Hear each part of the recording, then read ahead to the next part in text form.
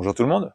Aujourd'hui, c'est une vidéo un petit peu spéciale parce que Florence vient de changer de moto. Donc elle vient de passer sur une Aprilia Touareg 660. Et comme il n'y avait rien de disponible en termes de protection, donc on va vous faire une présentation de l'ensemble de crash bar de chez Motea. Voilà, donc elle a pris la Touareg bleue, donc en remplacement de sa BMW R1200 GS qui avait 85 000 km. Voilà. Voilà, donc on a tout le matériel, donc on a l'ensemble de crash bar bas qui va de chaque côté du sabot, crash bar haut, les porte-valises arrière et le support de porte-paquet arrière ou de top case. Voilà, donc il y a les visseries, tout est présent. Les notices, bon, en anglais, bien sûr, donc c'est suffisant. Et on va peser tout ça. Voilà, donc Florence, elle a le pesant électronique, donc elle est partie, elle va peser. Allez, crash bar bas, 1455 grammes. 1315 grammes le second crash bar bas.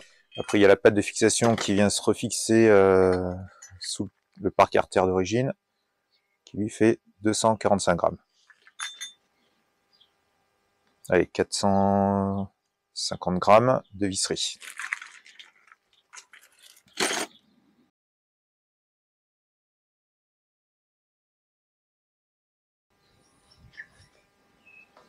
Allez, 3,3 kg pour le premier morceau. 3,335 kg pour le second. Alors pour les visseries du kit de crash bar haut, donc en fait il y a des entretoises qui ne serviront pas, comme il va y avoir déjà les entretoises du crash bar bas, donc celle-ci ne servira pas, celle-ci ne servira pas. Et en termes de boulons, il y en a deux qui ne serviront pas sur l'autre kit.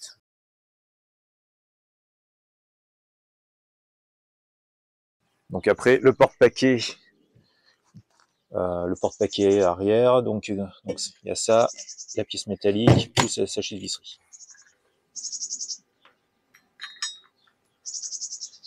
Allez, 330 grammes.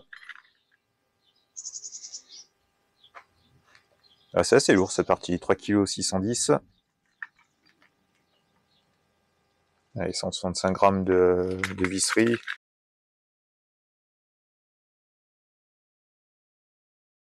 Et après, il reste les deux porte-paquets latéraux qui serviront aussi de protection.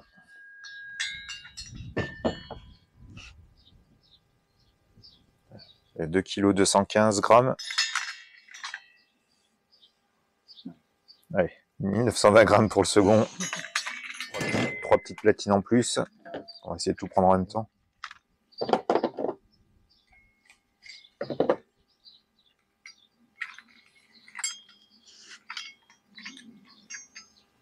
« 150 grammes. Et donc en quincaillerie, allez, 220 grammes.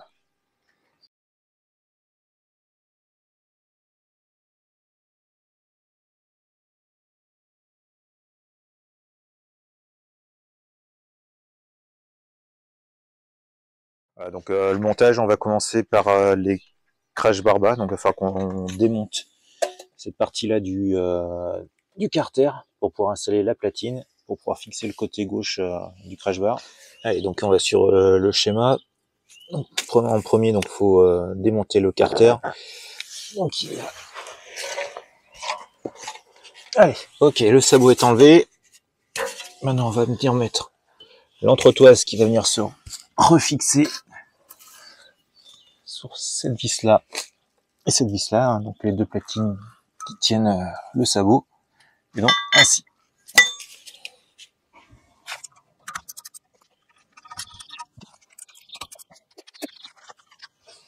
Bon, à noter que c'est monté sans frein filet d'origine.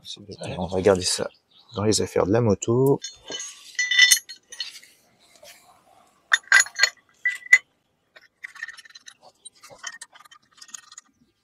Bon, à noter qu'il y a des trous blancs et donc ça permet de naviguer. Donc ce que je vais faire, c'est que on va pas serrer. Ça va te permettre pour ajuster. Donc on va juste les serrer à la main. Et on va présenter le reste. Donc maintenant il faut dévisser celle-ci qui est au-dessus de la pompe à eau.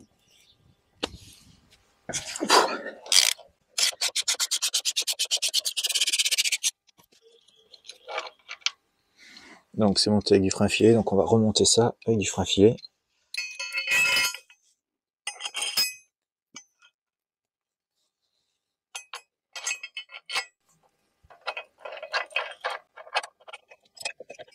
Et la partie basse, donc vous avez une entretoise à glisser derrière, comme ça.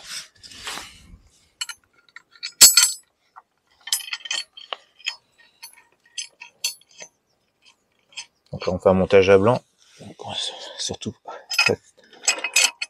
on va pas serrer, juste serrer la main. Voilà ce que ça donne. Donc le côté gauche qui est installé. Donc on va pouvoir remonter le carter inférieur. Allez, pour le crash bar du côté droit, donc il va falloir enlever cette vis ici, plus celle-ci. Hop, hop, si on le présente. Voilà, donc après avec les entretoises, ça donnera ça. Hop, donc frein filet, ok. Donc l'entretoise ne resservira pas, ce sera celle qui sera fournie en kit.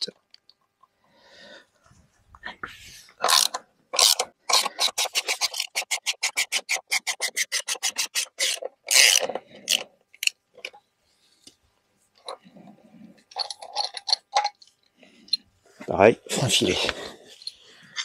Ok, donc allez. Donc ça c'est donc l'entretoise qui va en haut, ici comme ceci. Et après il y en a une grande en bas. Tac.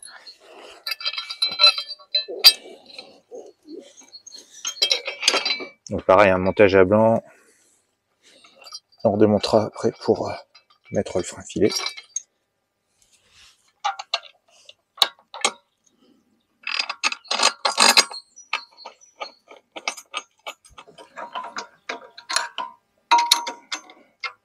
Ok.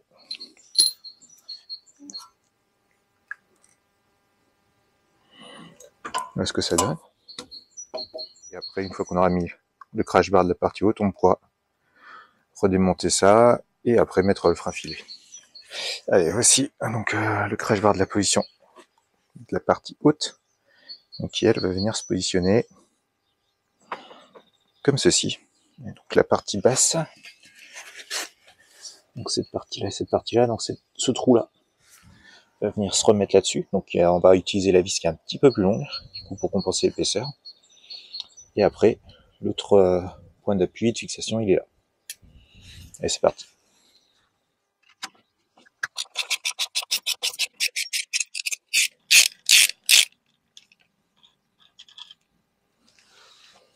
Ok.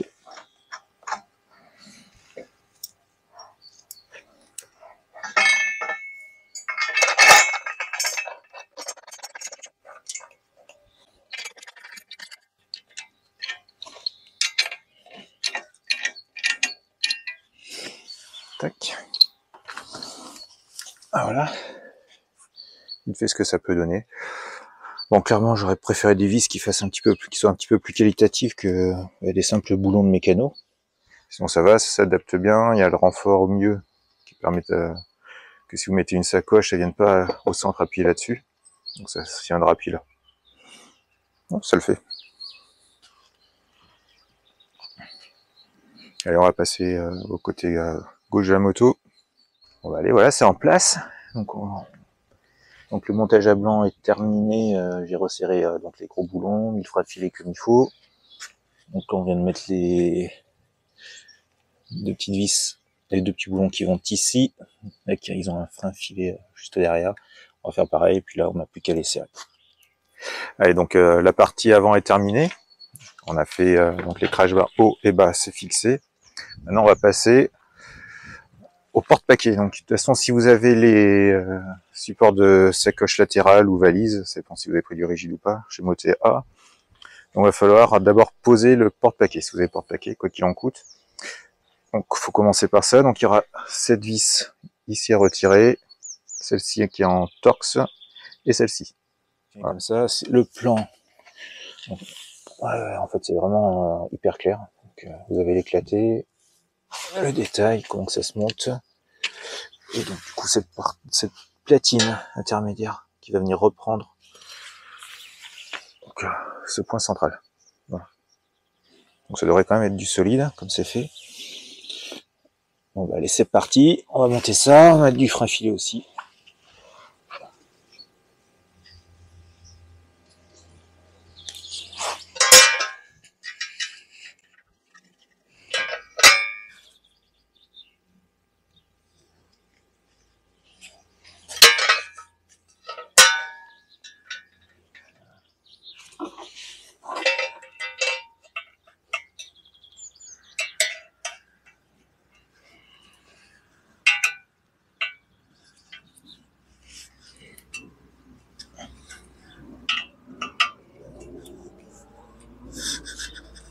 Là, ça ne bougera pas.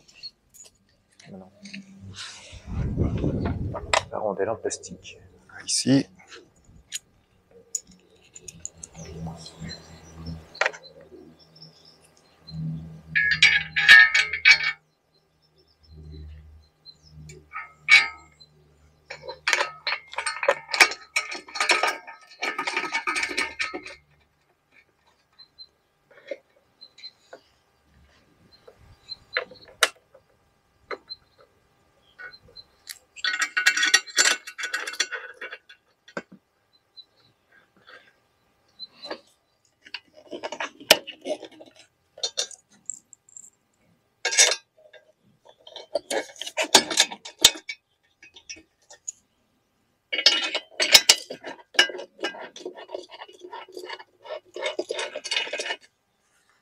Voilà, la vis là, on va juste la préparer.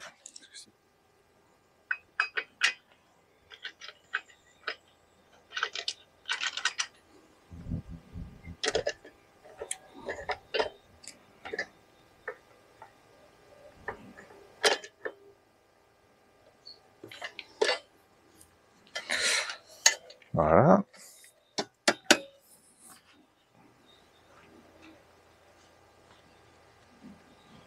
Ok, donc par contre, maintenant, le problème c'est qu'il y a cette partie-là qui va venir se mettre, si on regarde le plan, sous la plaque d'immatriculation. Donc entre la partie plastique et la plaque d'immatriculation. Donc là, il faut prendre la perceuse.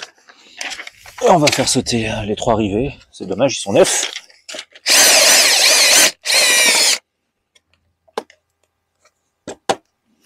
Allez, ça c'est fait.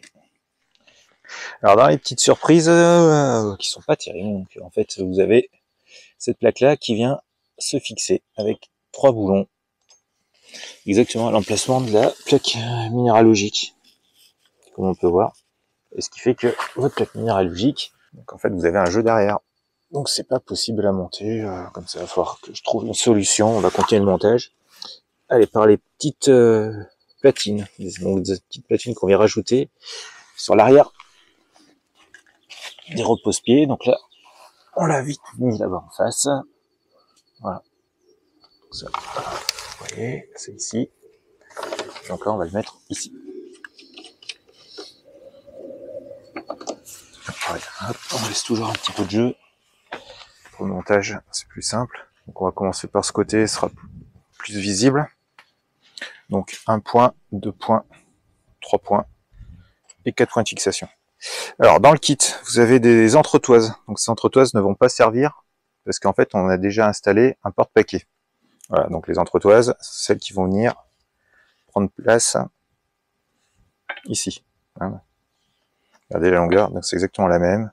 Voilà. Donc là il n'y a pas besoin de ces entretoises. Donc on va retirer ces 2 vis là.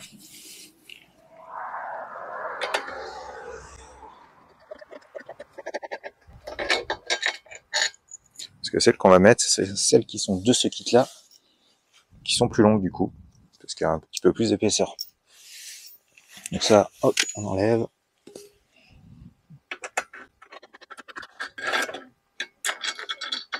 Hop, pareil pour ici.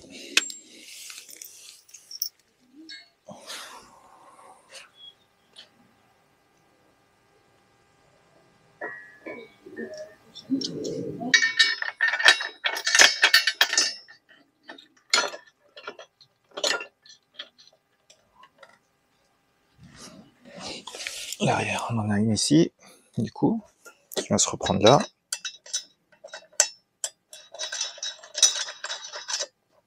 Et à l'avant, au niveau de la platine qui a été rajoutée ici.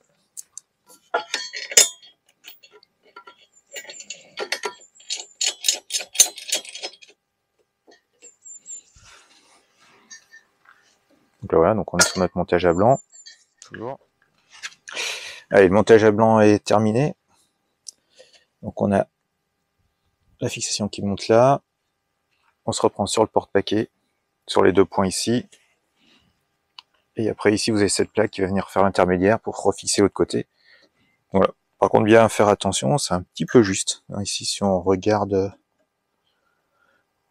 donc bien fixé, en le retirant vers l'arrière. Voilà à quoi ça ressemble. Ben voilà, donc c'est tout fini de monter. Il faut compter une après-midi en le faisant tranquillement. À deux, c'est quand même bien plus simple. Voilà, donc les crash bars haut, ben, ça rend super bien. Crash bar bas.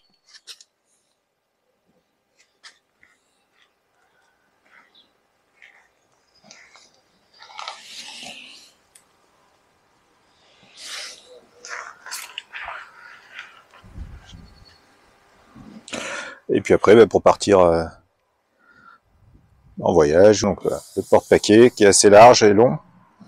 Pas de problème. Et puis après, donc voilà, donc avec les platines en alu, donc c'est aussi donc la marque Bactec, donc c'est les plaques en aluminium que je suis venu fixer dessus. Donc voilà, l'Aprilia donc équipée avec les sacoches latérales, donc des Bactec, des copies des XA32 de chez Kriega. Voilà, donc là bon, là c'est du chinois, hein, revendu bien sûr par le même fabricant que l'ensemble de la bagagerie. Donc Motea. Et à l'arrière, donc sur le porte-paquet, un petit sac que Florence avait sur sa GS. Il y a le petit logo GS Adventure, c'est pas grave. Voilà, donc c'est sur le porte-paquet, donc ça va bien ensemble. Voilà. Bon, les sacoches sont rapaplaces, on vide là tout de suite. Demain, on part essayer la moto. Voilà, donc que de la route, ou peut-être un peu de chemin blanc pour se rôder. Voilà. Et on vous fera un retour quand on aura roulé un petit peu plus avec la moto.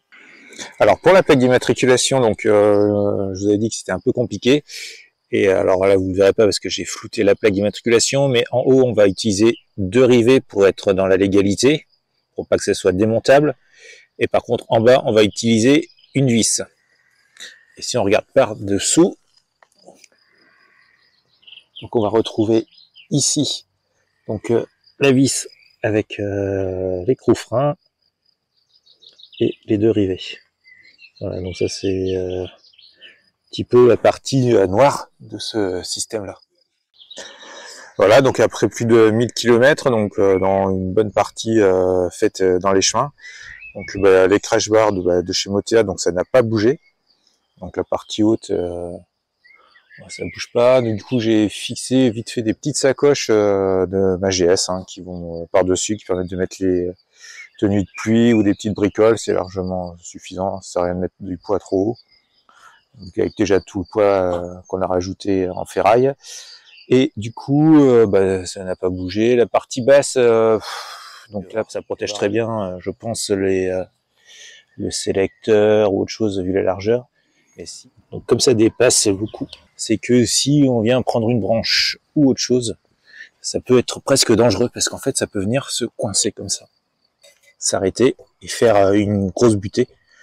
Voilà, donc je pense qu'on va installer un sabot de chez AXP qui monte assez large sur les côtés et retirer la partie basse des crash bars. Alors en termes de poids, ce sera pas plus lourd, mais du coup, ça permettra d'avoir quelque chose qui vienne pas faire un bloc comme ça l'est actuellement. Voilà. Sinon, c'est dommage, ça protégeait plutôt bien, mais bon, niveau sécurité, là, je pense qu'on n'y est pas du tout. Donc voilà, donc c'est le deuxième point noir. Et après, donc sur la partie arrière, du coup, le côté pas beau, c'est cette finition que vous pouvez avoir, qui est juste le tube qui est plié. comme on peut le voir, hein, qui est plié, pincé. Et donc du coup, bah, c'est pas terrible. Et puis, je sais pas si ça va bien vivre dans le temps. Voilà. Et pour ceux qui voulaient démonter la partie repose-pied arrière, pour éviter d'avoir l'arrière de la jambe qui vient de taper là-dedans, hein, donc du coup, c'est pas possible si vous utilisez les supports de chez Motea, parce qu'ils viennent se reprendre exactement derrière. Et après, bah, le porte-paquet, bon, bah, il est indestructible. Peut-être, ils ont peut-être vu même un peu gros.